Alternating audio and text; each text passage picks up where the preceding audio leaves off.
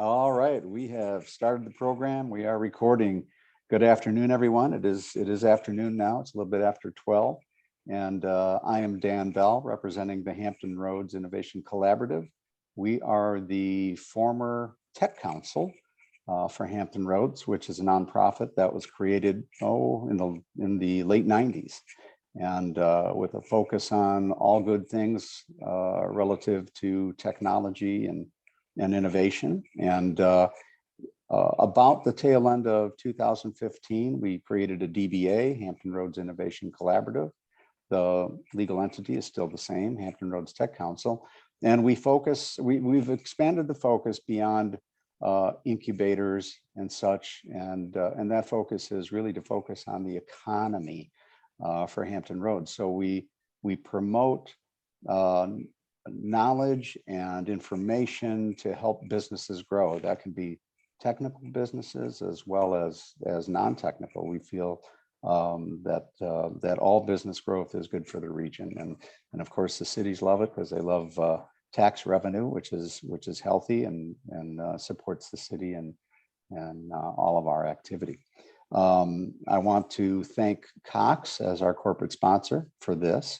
And they've been a very good partner for us and certainly for the region.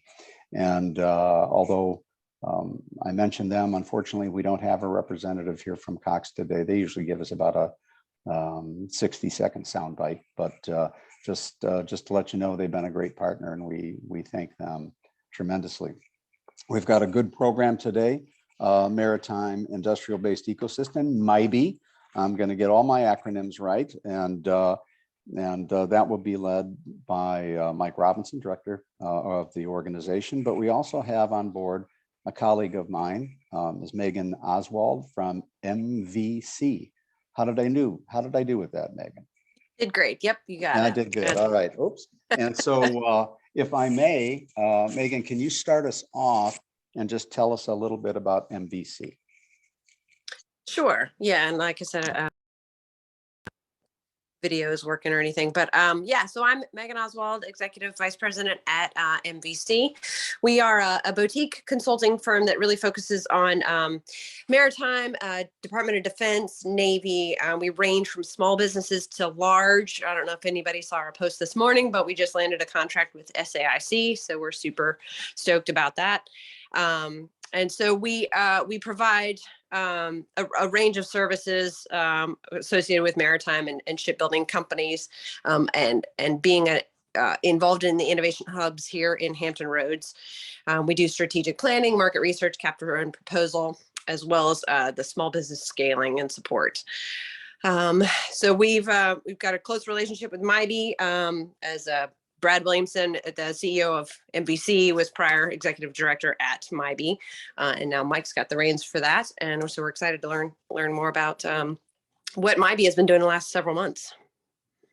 Well, that's great. Congratulations on the announcement this morning. That's super cool. It's going to keep you busy. That's for sure. Yeah, well, fantastic. So I'm going to now turn it over to Mr. Mike Robinson to take us through the program content on maritime industrial-based ecosystem. I'm greatly looking forward to learning all about it, and I'm going to shut off my video, and Mike, the program is yours. Thank you very much. Good afternoon, all. It's good to have the chance to talk to you. MIBE, the Hampton Roads Maritime Industrial-Based Ecosystem, that long name is why we call it MIBE, started about 3 years ago, when Navy's leadership decided to pursue a 355 ship fleet. That became the Navy's long-term plan. That plan, that 355 ships, was about 35% more ships than we had at the time. And that presented a huge shipbuilding, maintenance, repair, and modernization challenge to not only our ecosystem, but the nation's ecosystem. One the region was not and still is not able to meet. Although subsequent revisions to the long-range ship plan have reduced the number of manned vessels, at the same time it's increased the number of unmanned large vessels that are planned, and so the problems remain. Our workforce already suffered from significant gaps in skilled trades and supplier capacity, and the capability performance was behind what we needed. The digital revolution of Industry 4.0 and 5.0, which is nascent in ship construction, demands a major upskilling of the maritime trades and an optimization of supplier manufacturing and task capabilities. So MIBE was created to help coordinate the region's efforts to overcome the shortfalls and spur some modernization efforts. With strong Navy support, MIBE hopes that Industry 4.0, 5.0 future of maritime sustainment and modernization work will really take root here in our area. We're focused on digital transformation of the maritime workforce and supply base and moving out smartly. As Megan mentioned, I've been in this position just, well, almost 6 months now. I relieved Rear Admiral Brad Williamson after a 2-year stint here by him, and he in turn relieved Vice Admiral David Archso, which many of you probably know.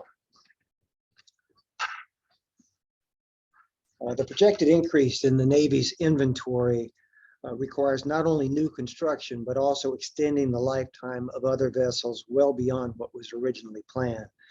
This, in addition to the already required modernization and maintenance work, provides a huge opportunity for Hampton Roads. But to meet the demand, we've got to adopt some new technologies that will optimize performance and build efficiencies. We have to look for synergies in our trades and engineering training pipelines and increase opportunities for the large pool of separating service members, their spouses, and families. We know that the Navy has options when it comes to who and where their ships are built and repaired. And if Hampton Roads is going to keep its leading edge, we have to move forward pretty quickly. By the way, I'd be happy to take any questions as we go down. As I mentioned, Hampton Roads really needs a synergized training pipeline, one that anticipates I-4.0 and 5.0 infused skilled trades with a maritime defense industry interface designed to incentivize student participation. So we at MIBE are working closely in partnership with industry, with Department of Defense manufacturing innovation institutes such as LIFT, and with the career and technical education leads from across the local school districts to address the workforce gap by developing and implementing programs that are aimed at building the next generation of skilled maritime tradespersons. The first of these that we'll address is one called, actually, this is in the wrong order. We're going to talk about COVA MAP first, then we'll come back to GoTech and then discuss Operation Next. And these are the 3 key training programs that MIBE is currently leading in our region to address the workforce gap. The Coastal Virginia Maritime Advancement Programs, or COVA MAP project, offers free entry-level online courses for skilled maritime trades. The courses are designed to be taken online, but they can also be downloaded and completed when the internet's not available or when it's not convenient for use.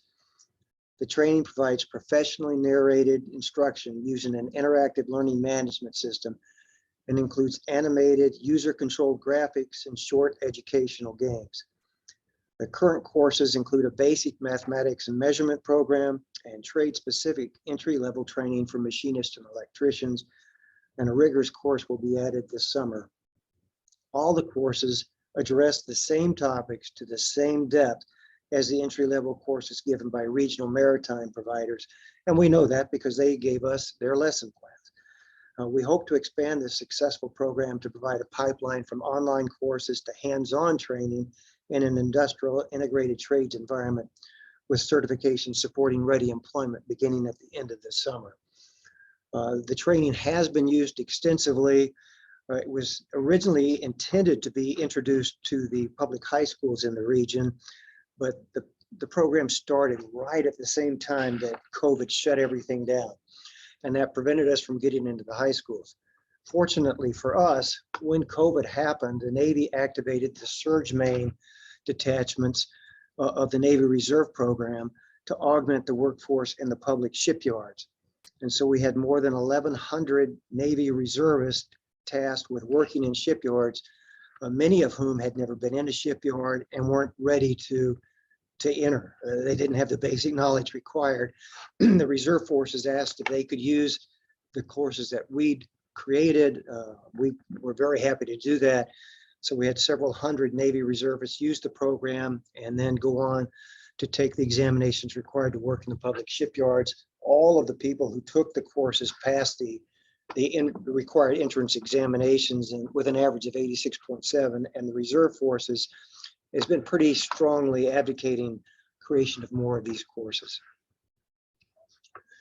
The GoTech program, GoTech standing for Great Opportunities in Technology and Engineering Careers, was actually created at the Institute for Advanced Learning and Research, IALR, in Danville, Virginia.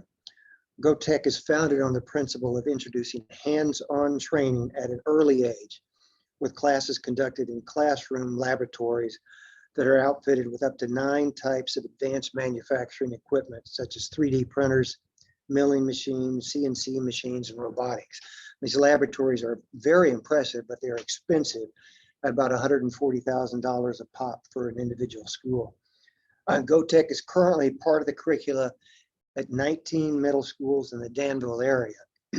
MIBE was asked to lead the introduction of GoTech into Hampton Roads. And so we are bringing these advanced manufacturing concepts to middle school students beginning in the fall of this year. We'll be bringing GoTech to the Ella Fitzgerald and Lindsay middle schools in Newport and Hampton. And based on the feedback we received from the career and technical education leads in the region, there's a great deal of interest in expanding the program to other schools and developing follow-on programs at the high school level. The proof is going to be in the pudding in this. We don't know yet that introducing these courses at a young age will lead to a increase in the number of individuals that enter the maritime workforce, but we're very optimistic. MIBE kicked off the Operation Next program in Hampton Roads last Veterans Day. This is a Department of Defense skill bridge program that focuses on providing separating service members, the spouses and adult dependents of active duty service members and reservists with training and certification needed to start new careers. And by saying that we focus on providing this education, what it really means is that the courses are paid for.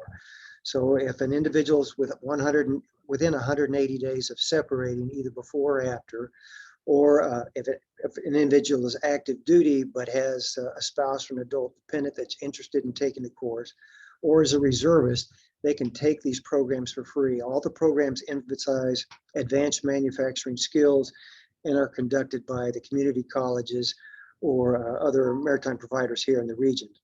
We're partnered with the Hampton Roads Workforce Council and the Veterans Employment Centers to connect Operation Next graduates to local employers, but we very much would appreciate any recommendations or referrals. If you know someone that might be interested, these are courses that are really well done. We have commitments from employers that they would bring these graduates on almost immediately, and we're losing out. There are more than 15,000 service members leaving the military every year at Hampton Roads, and we need to tap into this talent pool of disciplined, dedicated, and experienced workers.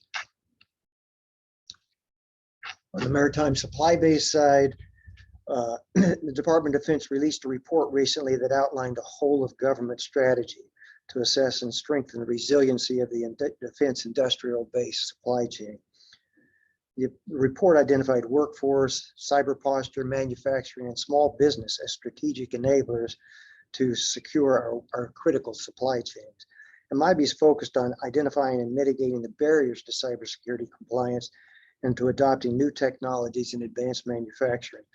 I'm sure those of you that are involved with any sort of defense manufacturing or defense provision are familiar with the difficulties that CMMC introduced. And we are working with the maritime industry folks here in the region to try and overcome some of those problems. The maritime industry does lag behind other sectors in the adoption of new technology. So in partnership with the Coastal Virginia Center for Cyber Innovation, COVA-CCI, we're conducting a cyber barriers to technology adoption project, CB2TAP, to connect subject matter experts from across the region in maritime activities, cybersecurity service providers, legal experts, and academia to identify, prioritize, and develop steps to mitigate the barriers. the real goal of this project is to identify and address the specific needs in cybersecurity, and then to provide the tools to meet those needs, not just to learn about them, but to really create the tools to meet them. We've had a number of initial meetings with individual companies already. We host our first workshop on Wednesday, April 6th, a week from tomorrow. By the way, if you would be interested in joining us, please contact us at the email address that's provided on the slide there, mibe@odu.edu. The workshop will run from 10 to 1 p.m. We're providing lunch. I should say the Center for Cyber Innovation is providing lunch. We're just hosting the meeting. And after this workshop, we'll create a brief report, and this will be followed by individual deep dives into selected partners to develop some best practices and potentially a scalable model that can be used by the wider industry.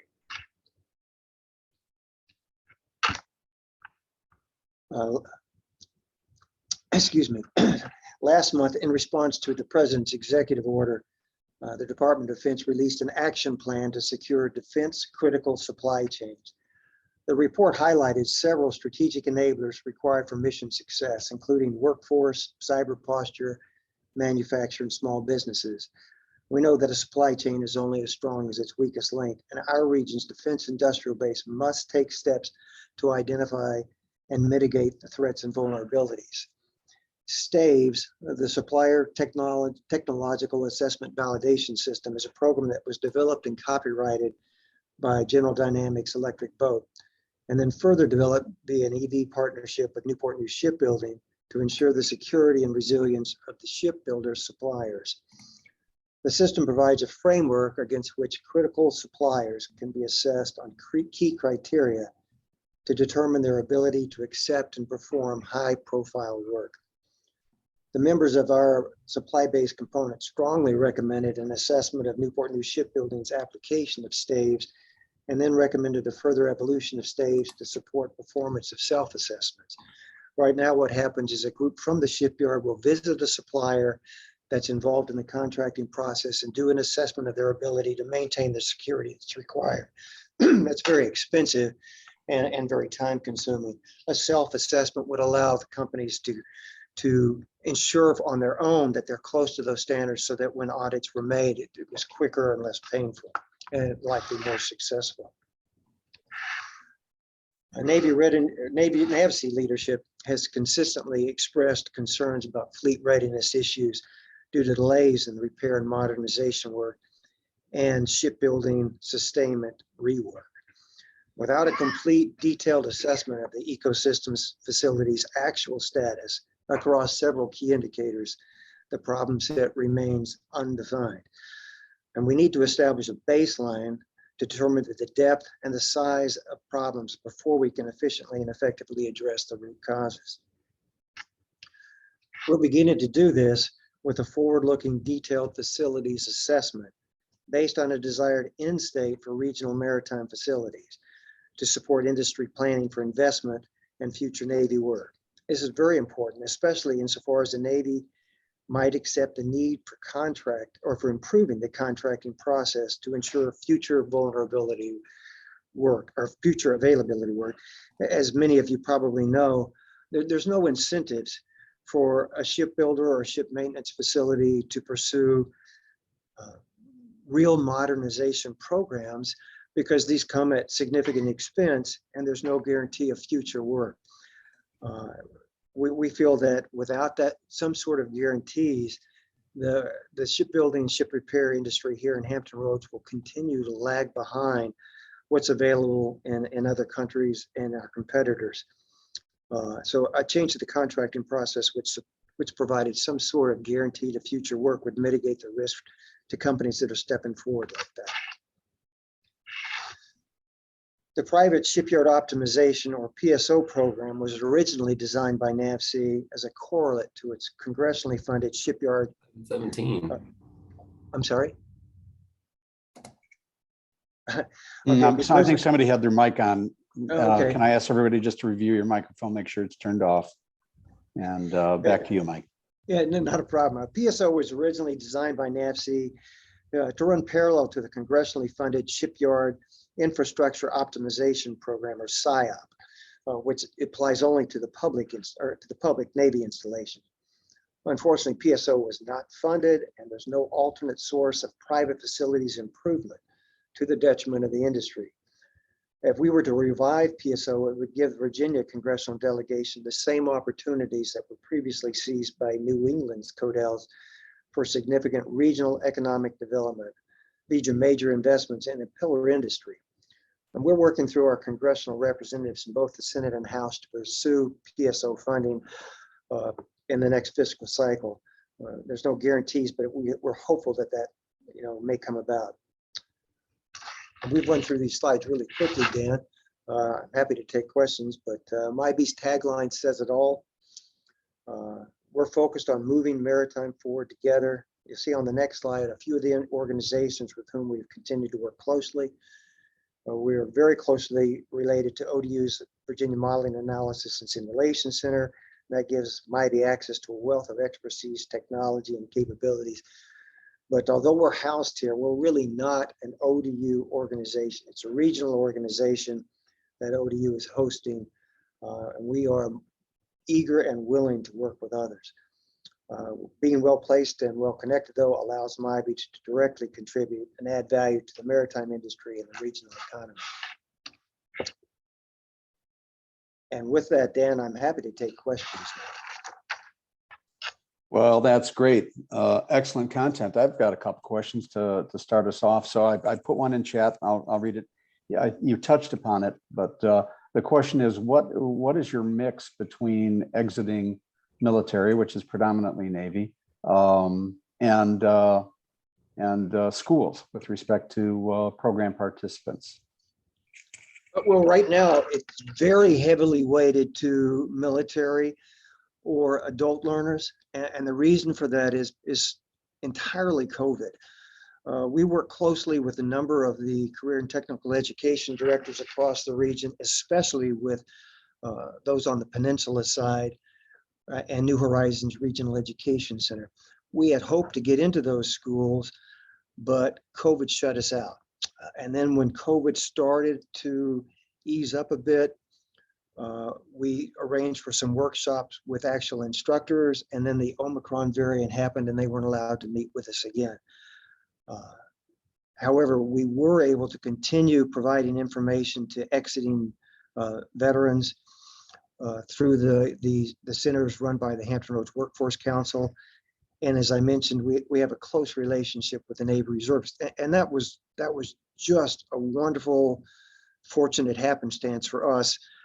At that time, the operations officer for the Surge Main program, the Navy Reserve program, was a master's student at ODU that I had met, and he saw the programs that we were developed, and he became responsible for the reservists that were activated and coming to work here at Norfolk Naval, saw the need and came back to ODU and said, hey, could we use those programs with our reservists?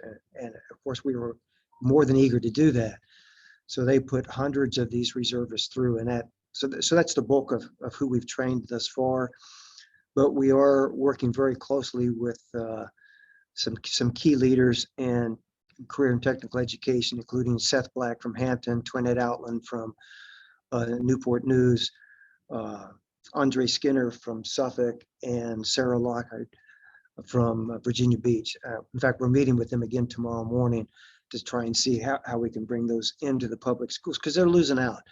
Our real frustration here began because so many of the high school students in the region graduate, but then aren't able to get real professional careers. You know, they, like kids everywhere, they graduate from high school and think they're going to change the world, and find out that, you know, they can only change it insofar as they're changing the order at a fast food place.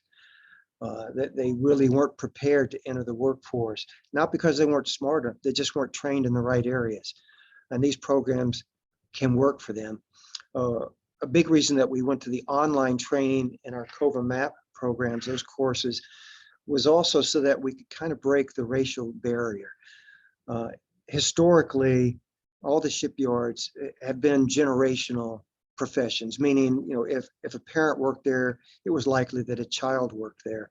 But if there was not some other sort of familial connection, it was very unlikely that people would take new jobs in the shipyard. And although the shipyards have worked very hard to overcome any stigma from segregationist times, that problem kept them from really tapping the workforce that was available. We also had a very small number of women that worked in the shipyards. And so what the online programs do is allow these individuals to take the courses somewhere outside of the threatening environment that they might perceive the shipyard to be. And they find out that, you know, the material is interesting and they're good at it and they could be successful at it. And then when they go in and apply at the shipyard, not only do they have some beginning training, they kind of start with a leg up. And that's proven to be the case, but not proven to be the case in a large enough number yet so that we can say that this is going to really be the solution to solving the problem. There's a long answer to a short question. That's good information. I'll open it up to others who have put questions into chat and ask you, feel free to turn your microphone on. Rob, you're up next. Okay, great. I asked a question with respect to regional cooperation. If there were other regions within the state or other states that that you guys do best practice sharing and those type of efforts. Well, to answer that, Rob, I'm going to have to kind of give an introduction to the Go Virginia program, unless y'all are already familiar with it. Are you familiar with Go Virginia? I've gone to some things to that. I think Debbie Wynn's the chair of that, and some others. Right, Debbie Wynn chairs it. For the benefit of all, Go Virginia stands for Growth and Opportunity in Virginia. And this is an economic development program that was started about 4 years ago now, after sequestration. Like everybody else, some leading business decision makers realize that we have to, in Virginia, kind of divorce ourselves from this dependence on federal contracts to survive. And so Go Virginia was created to build the economy in other areas. And Go Virginia provides grants to develop the economy in 9 different regions across the Commonwealth of Virginia, depending on those regions' needs. One of our needs here was to develop the maritime workforce. And so we received a Go Virginia grant to do that. They provide these funds in 2 main ways. One is called per capita grants, and that's just what it sounds like. The amount of money that's available to a region depends on its population. So we get the second highest amount of money for per capita grants in the Commonwealth. The other way is what they call competitive grants, and those are interregional grants, one that require more than one region. The work that we've done before or done thus far, Rob, has been only using per capita grants, so only within our region. A proposal that I have am just getting ready to submit. In fact, it will go to our regional board for first review next Tuesday. Involves a partner from outside the region. We're partnering with New College Institute in Martinsville, Virginia, and also with a nonprofit called AmeriCrew, who's a training provider that targets exiting military veterans based out of Lynchburg. So that'll be the first time that we've worked outside of the region. And really, the reason that it's been restricted to just the Hampton Roads area, to our region, is that it's focused on maritime skilled trades training, and other regions don't have that same need. Very good. The next question. Thank you. Oh, I'm sorry. Oh, good. All right. I just say thank you for that, and also thank you for your input on diversity and female inclusion. I thought that was fantastic. I've served on some boards for the state before. Thank you. Thanks, Rob. Yep, absolutely. And next question is from Rick Sebringhaus. Rick, go for it. Okay, had to unmute here. Hey, Mike, hi.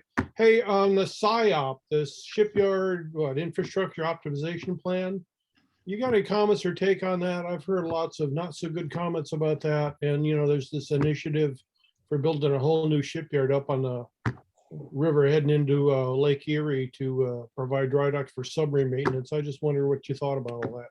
Well, they're also bringing back the Philly shipyard, Rick, but no, I am not directly involved.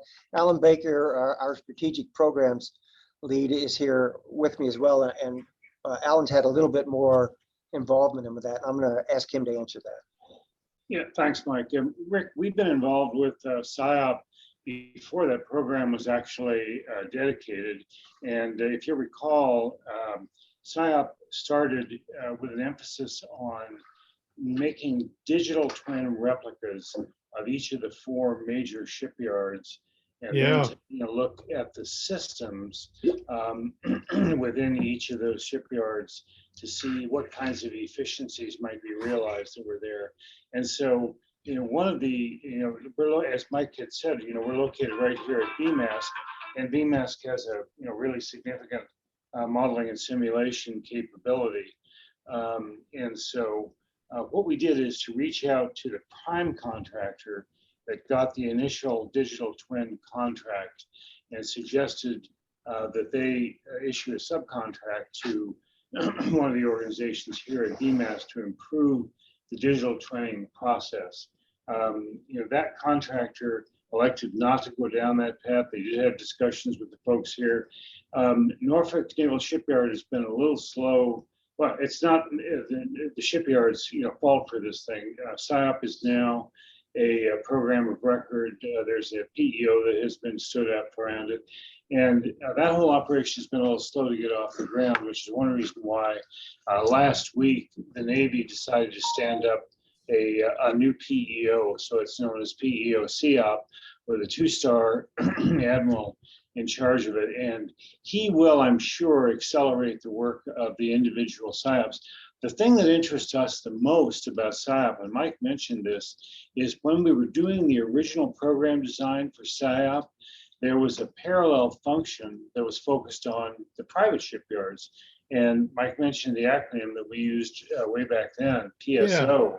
So PSO was alive and well for a brief period of time, and then Congress took a look and decided that they could only afford to fund one of the 2 initiatives, and they chose to fund the public shipyard optimization initiative. So the private shipyard optimization initiative, which got off to a very good start, ended up being an unfunded mandate. That is going to play a role, we intend, as we go forward with the work on maritime facilities assessment here. So that's our take on SIOP so far, Rick. Yes. Hey, thanks, Alan. Good to hear you. And I thought what you just said is really interesting. Thanks. Okay, Rick.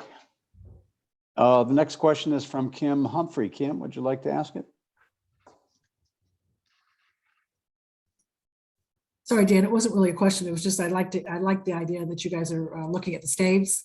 It was part of that when I was with Newport News Shipbuilding. And the fact is, having the suppliers actually do self-assessments is an awesome idea versus sending a group of people out for 3 to 5 days to do that assessment. So great ad.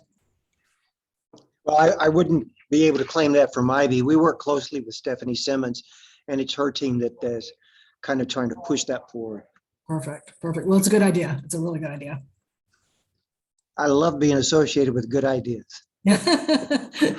Me too, Mike. Absolutely. All right. Thanks for that. I have another question. So, Mike, how can the innovation community, and I use that term generically, in our region, help your efforts? Well, for those that are interested in cybersecurity, I really would encourage you to, if you have the time, participate in the workshop next week. I know Rick and others that have been involved more on the maritime side of things know that, sometimes it can be really difficult in our region to get different organizations and agencies to work together. There's such a small margin of profit on most maritime work that folks don't want to yield any proprietary advantage. And so being able to get them together is oftentimes difficult until we're able to show that there will be real benefit. So if you have folks that are there that would be interested in participating in that, show up for the workshop. I mentioned an organization called the Coastal Virginia Center for Cyber Innovation earlier. I don't know, have y'all ever had a brief from COVA CCI, Dan? No. I guess that's a no, yeah. COVA CCI is Southeastern Virginia's node of the larger Commonwealth Cyber Initiative project. CCI at the Commonwealth level is funded at $20 million per year to build Virginia into a cybersecurity powerhouse. There are 4 nodes. One's in Northern Virginia, led by GMU, one in Western Virginia, led by Virginia Tech. Central Virginia is co-led by UVA and VCU. And in the Southeast, ODU leads it, but we're partnered with all of the 4-year universities, public universities in a way, in our region, including William and Mary, Norfolk State, and then the community colleges and others. Each of the 4 nodes receives about $2 million per year from the Commonwealth. Much of that is directed funding we're required to develop in specific areas, but we get close to $500K a year that we are able to invest in research. Each of the 4 nodes addresses individual key main topics. For example, in Northern Virginia, the focus is on business, largely because of Amazon's presence there. Virginia Tech on the west, that node focuses on transportation and on the use of 5G because they have very large test grounds out there for that. VCU and UVA are largely biomedical, and here in Hampton Roads, we look at defense issues and maritime issues primarily. So what we try to do is take that $500K that we are able to apply and fund introductory projects. Kind of like, if you think in terms of an SBIR, we fund that first level of study that we hope will allow the recipients to then go on and build bigger projects. What we try to require is that the groups that propose these projects include both a business partner and an academic partner, and that there be a ready recipient for the product. We don't want to just fund research for research's sake. We want to fund research that develops a product that is put to use and makes a difference. So if people that are on the call have ideas that they would like to pursue, I'd encourage them to work with COVA CCI and with MIBE to find academic partners or others to create a team and put forward a project proposal. I'm the deputy director of COVA CCI. That program is actually led by Brian Payne, who's a vice provost at ODU. We really want to fund the maritime side and carve out funds that make a difference specifically in our region. For those that don't know, ODU has the largest cybersecurity program in the Commonwealth of Virginia, unquestionably the largest program, and some outstanding research work that's going on. And in fact, we are, although the smallest of the 4 nodes, we've been easily the most productive and the most effective in the groups. But most of our work has been on the transportation or general defense side, less specific towards maritime. That's what we're trying to change. So I'd encourage you to get involved there. If you'd like more information on that, just drop me a line. I'll be very happy to connect you. Mike, another question for me. You talk about cyber. Certainly, we understand the importance and impact of that. What about your use of augmented reality technologies? Is that going on? Just beginning. We have an I-4050 outreach program, but that's kind of what led me to say folks are hesitant to take the economic risk to do that. We've created a couple of simulations that allow you to project the cost and benefits, to forecast your returns on investments for different I-40 and 50 technology introductions. But the real issue is that companies look at us and say, hey, everything you're telling us is great. We'd love to be able to do this, but I have to know that I'm going to get a contract. I mean, I am putting my workforce, my team at risk if I don't know that I'm going to get the contract. And so although I know it's less effective and less efficient, the companies choose to do things the way that we have done them since Rick was active duty, which is 100 years ago. because they know how to do it that way and because they don't put their workforce at risk. With a couple of exceptions, that's true. Now, we do have some companies, Newport News Shipbuilding for one, Fairlead for another, where the leadership of the company has the capital planned to take some innovation risk. And the problem with that is, that helps those companies get bigger and stronger, but doesn't help the others. We're trying to find ways to spread that around. On the VR side, here at VMASC, we're doing a number of things, particularly in the use of welding simulators and some of the training tools that are used to introduce Oculus devices, mainstream simulators, and create better programs so that we can do maintenance more effectively and we can prepare people more effectively. We haven't done much in terms of designing new equipment, but we do also have the Virginia Digital Shipbuilding Program housed here. And this is a very strong program that is very active in the schools in the region and has been extremely well received by folks at Newport News Shipbuilding and some of the other areas. And in this, we teach how to actually do the digital design of ships and then create models based on those digital designs and test them out. Fantastic. I want to clarify that before Rick was driving subs, I thought I had an autographed picture of him on the monitor, but Yeah. I'm not sure. It was a little hazy, so I'm not sure. Rick was the executive officer and I was a department head on a ballistic missile submarine in the 90s. So I have fond memories of working with Rick from years ago. Yeah, and what that means is that Mike kept me out of trouble as XO for 2 or 3 patrols. It was great. We had a good time. There you go.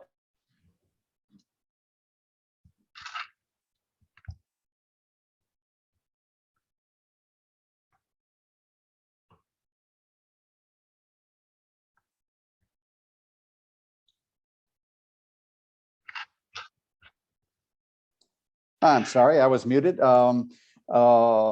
Any other questions for Mike? And Mike, another question to you. Do we have your permission to share your slides?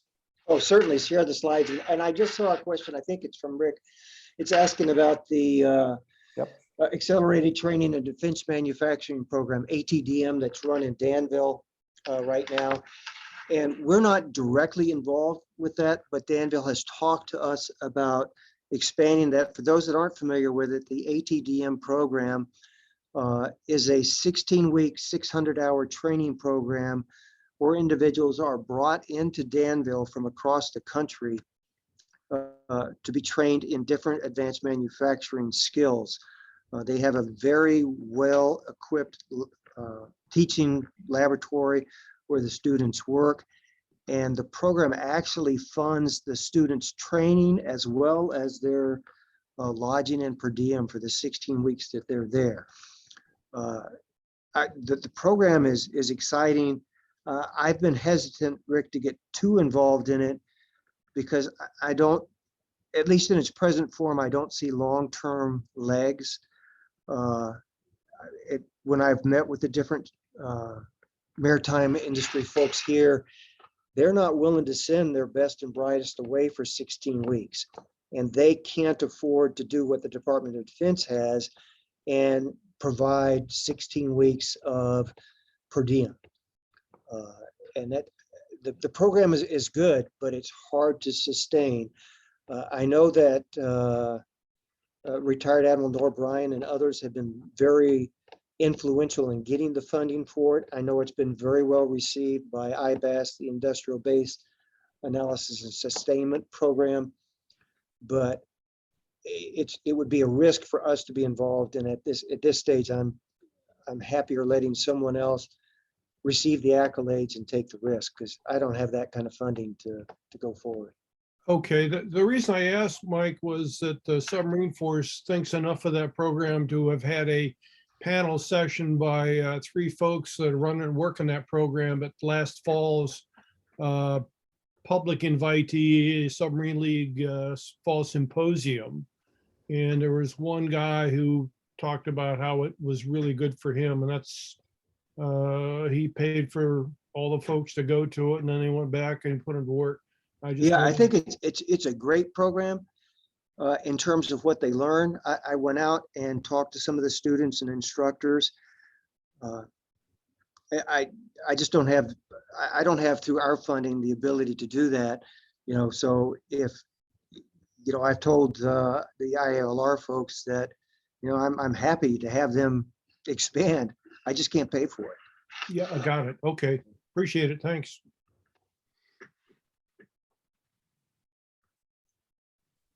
Anybody else?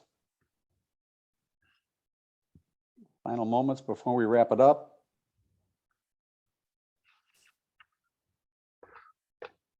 All right, I think we've covered our questions. Mike, any final comments?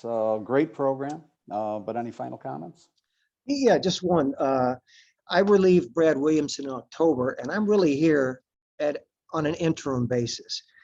And the reason for that is, one, I have my own research. I'm a researcher, and I will go back to that. But the real reason is that the new president of Old Dominion University, President Hemphill, has established maritime programs as one of the 3 main efforts that will be undertaken by ODU. And the first really big step of that is hiring a new associate vice president for maritime programs. The search is ongoing right now. We expect interviews of candidates to be held in April and May, and a new AVP in place by June. And that's very exciting because that shows how much emphasis is being put on this. So those of you that are listening, if you want to be involved in this, now's the time, because there's no time like startup time to get really embedded in a program and find success. Because I think once we get this individual there and the programs begin to move forward, there will be lots and lots of people knocking on the door. Absolutely. Mike, what's your area of research? Well, I actually primarily do evacuation simulations, large-scale transportation evacuation simulations for hurricanes, wildfires, and flash floods. I was previously the chair of the Transportation Research Board. That's a division of the National Academies of Science. I chaired the Emergency Evacuation Committee, and in fact, for most of this fall, was pretty involved in some work being done out in Colorado Springs, and before that in California and Arizona for wildfires. Fascinating and very worthy effort. Wow. Mike has just exactly the right kinds of a mix of responsibilities and of enthusiasm and strategic sensibility for MIBE. He's just done a great job. We never thought of him as an interim. We thought of him as an executive director. And if you have an opportunity to work with him going forward, well, I couldn't give a higher recommendation. And I hope that our incoming executive director, in the form of this new associate vice president, has the same skills that Mike has. And I'm buying Alan lunch tomorrow. So. Very good. Very good. Well, let's see. I'm going to just kind of wrap it up here unless anybody else has got anything else to add for the program, for today's program. Thanks for the opportunity, Dan. All right. Well, again, I want to thank everybody for attending and for our speakers. Just great content. We have good programs every month. We've been doing this for, I think, over 1.5 years now, and a very, very good mix of programs that are both technology, economy, business, just all across the board. And our next program, I think, is April 12th, which is the Mid-Atlantic Tech Bridge. Some of you may know about that. There are next speaker program lined up. After that in May, we're probably going to have our regional fiber ring discussed. And the month after that, June, potentially the Entrepreneurs Organization. And after that in July, looks like Gen Edge, so advanced manufacturing efforts, et cetera. Everything intended to boost business in Hampton Roads and our economy. And picking up on what Mike said earlier in the presentation, it's a, the wonderful news is that we have the reliance on our military in the area. The scary news is that we have the reliance on our military in the area. We have to be prepared to diversify our economy and be able to sustain growth in very, very many different areas. So that's what HRIC is trying to assist with. Once again, thank you to our speakers. Thank you to our program participants. And I think we can call it a wrap.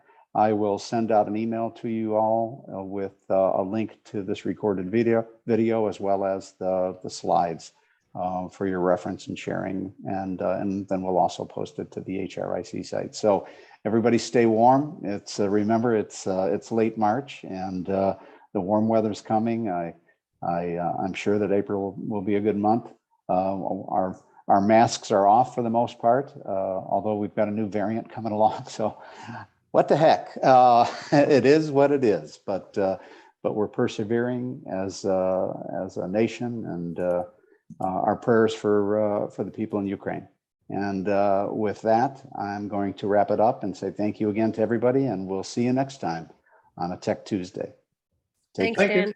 Take care. Thank you Thanks, all. Dan. All right. Thanks, Bye-bye. Dan. Bye. Take care. Bye-bye, everybody.